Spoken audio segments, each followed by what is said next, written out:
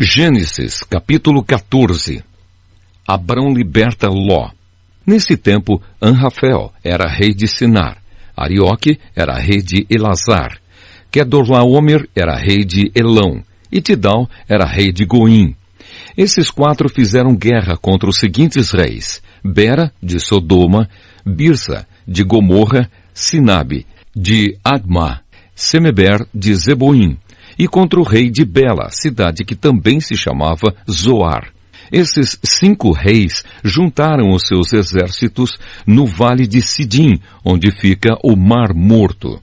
O rei Quedorlaomer os havia dominado por 12 anos, mas no 13º ano eles se revoltaram contra ele. No 14º ano, Quedorlaomer e os seus aliados derrotaram os Refaíns em Asterote Carnaim, os Zuzins em An, os Emins em Savé Kiriataim e os Oreus nas montanhas de Seir, perseguindo-os até El-Parã, onde começa o deserto. Depois voltaram até Cádiz, que naquele tempo se chamava En-Mispate.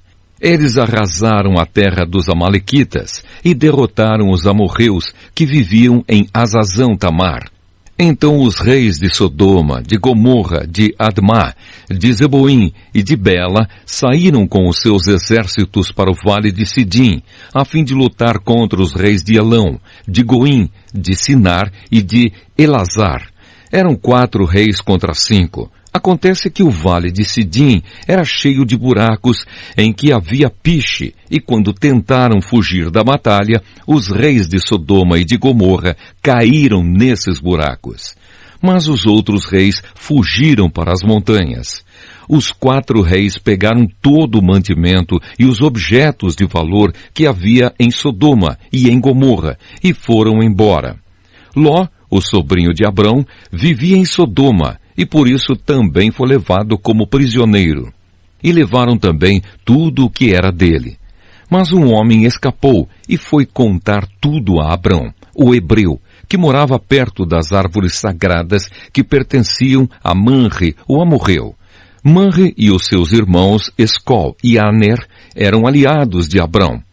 Quando Abrão ficou sabendo que o seu sobrinho tinha sido levado como prisioneiro, reuniu os seus homens treinados para a guerra, todos eles nascidos na sua casa. Eram 318 ao todo. Abrão foi com eles, perseguindo os 4 reis até a cidade de Dan. Ali, Abrão dividiu os seus homens em 2 grupos, atacou os inimigos de noite e os derrotou. Ele continuou a persegui-los até Roba, que fica ao norte da cidade de Damasco, e trouxe de volta tudo o que os inimigos haviam levado. Abrão trouxe também o seu sobrinho Ló, e tudo o que era dele, e também as suas mulheres e o resto da sua gente. Melquisedeque abençoa Abrão.